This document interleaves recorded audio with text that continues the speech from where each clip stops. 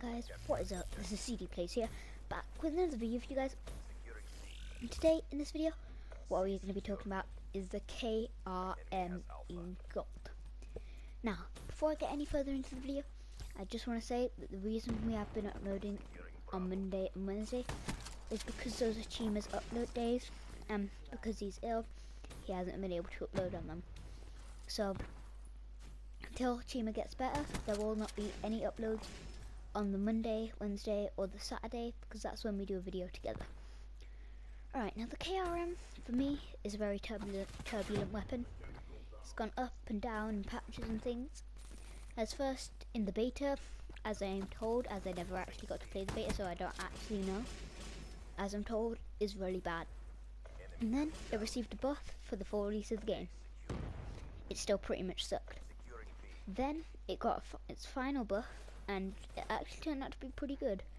I've been using it obviously to get my gold camo, and I want to say that the one thing that sets most ARs and SMGs apart from me, and even snipers because I suck at just getting even regular kills, is the police camo. And the police camo for KRM and shotguns in general, apart from the haymaker and the 205 brecci, are really easy, because all it is one shot kills with the shotguns, and if you're using them right, you should be really getting one shot kills every kills, especially after this buff, as this is a powerful weapon.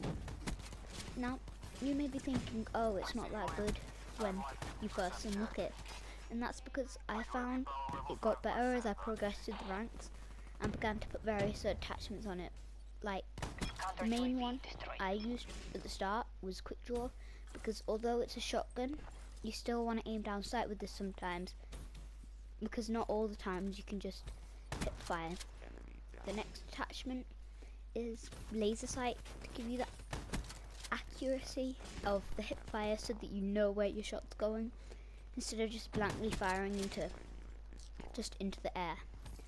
Another one of the main attachments is long barrel.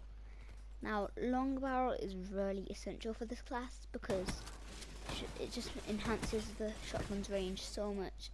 It makes the shotgun really good, really lengthy, means it can stretch out even further distances. And the final attachment, which I would recommend for most guns in this game actually, is rapid fire. Rapid fire just seems to affect everything in a good way for most guns in this game, aside from the Vesper, of course, because if you put rapid fire on the Vesper, it just messes it up. But rapid fire and most guns in this game just really seem to enhance the abilities, especially for the shotguns and ARs and SMGs and snipers, and basically all of the weapons in the game. Wow, I really did mean that. Anyway, rapid fire is really essential for this class because it means you can shoot so much quicker. So if you get a hit marker with this gun, you can easily come back. Now, hit markers, that's another thing I want to talk about. Hit markers in this game with shotguns are actually much more consistent.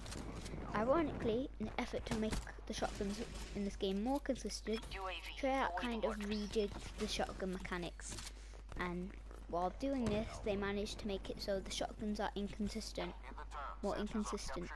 So, from the range you are, I believe it is, you get a certain amount of points from the range you are away from that person, and then you get an additional number of hit points for the amount of pellets that hit, because as you know, when you fire a shotgun, loads of pellets burst into the air.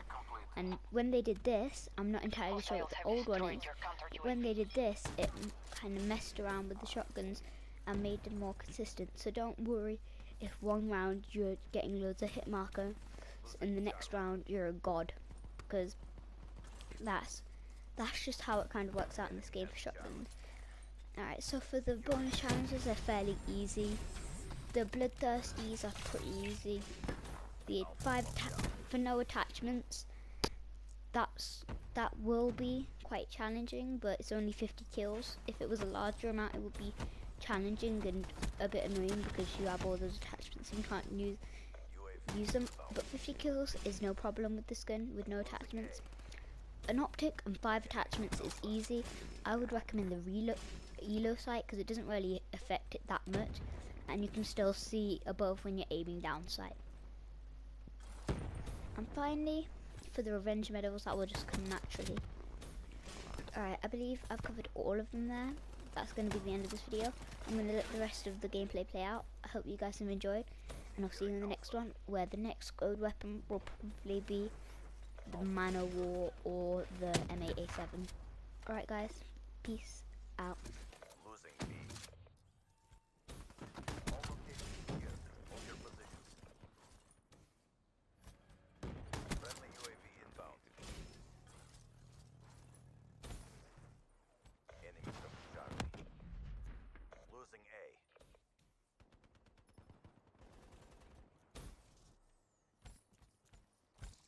Enemy has A.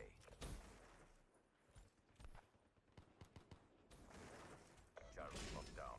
Request deployed. Friendly UAV inbound. Drone overhead. Counter surveillance active.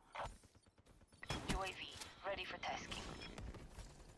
Establish perimeter